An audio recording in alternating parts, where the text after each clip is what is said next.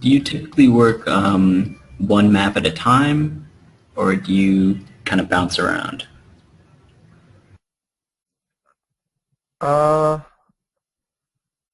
Typically I work getting the diffuse done first, and then once I've sort of nailed the diffuse, maybe 95%, then I'll switch to sort of my sort of shader maps, like the spec and all this. But definitely when I'm doing this process, I'm jumping back and forth between the spec, the glossiness, the metalist. Like I'm balancing all of them at the same time to achieve the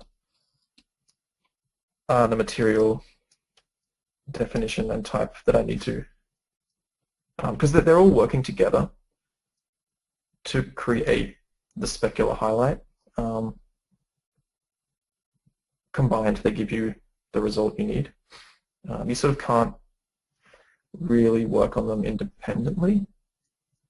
You can, but you will have to sort of go back and sort of balance them, which is kind of what you see me doing here. Like I'll change the spec, and then maybe the breakup's working in a spec, but then the glossiness is too shiny, so I have to jump back to the glossiness and sort of broaden that out. And then maybe I need some colored specs, then I have to tweak that. And it's just like a constant juggling and balancing act. Right. So initially you establish each map, and from there it's a matter of bouncing back and forth.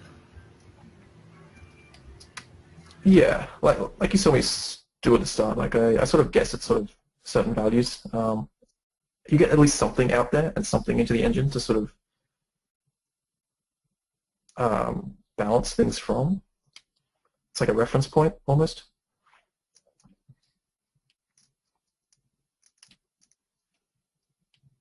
But you can also just tackle it material type by material type, which is kind of what I'm doing here.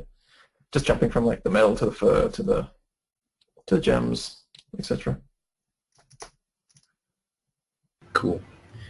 Ricard's wondering, would you somehow transfer this spec texture to the diffuse map so that they match? Um, yeah, that's a good question. I guess that's the reason why a lot of people copy their diffuse first and use that as a base, because things line up. Um, yeah,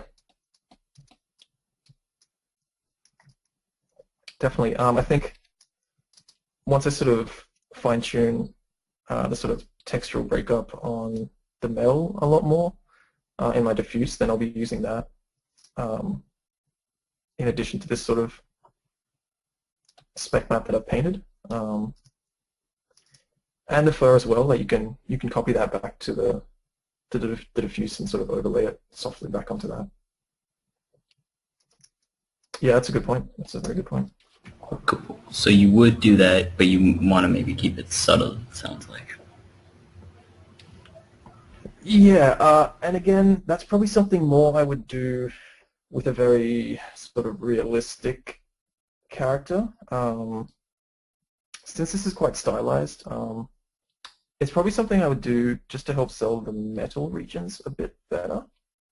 But with the fur, I kind of want to keep the spec on it very subtle, very soft, and almost let the diffuse do a lot of the work in that situation.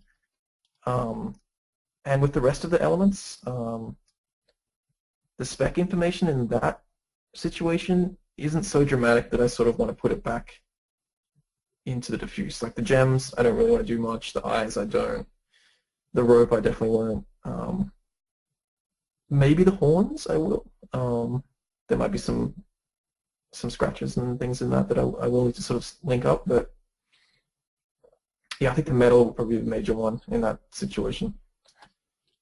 Um, but I'm sort of jumping the gun here just to show you my spec process in the class before I've sort of finished the diffuse on it. But yeah, that's a good point. But definitely more something I would do for a sort of like realistic type thing. Cool. Yeah, that makes sense.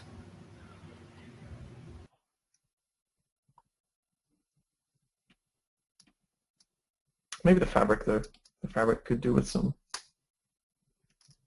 information. I really don't like how I look at it. The extreme definition I have. So this is quite a stylized character, right? So I don't want to spell things out too much with sort of realistic textures and photo noise and things like that. I do kind of want to leave a lot of it up to sort of subtleties and the diffuse texture. And slapping things like a photo texture can sort of make things look a bit strange. Although in this case, it's probably more the pattern that's upsetting me than anything else. So I might just get rid of that.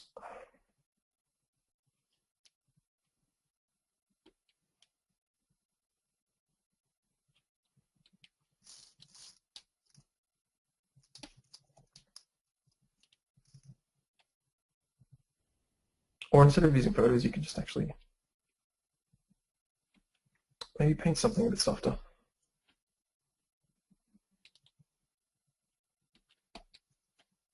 If I get a good brush.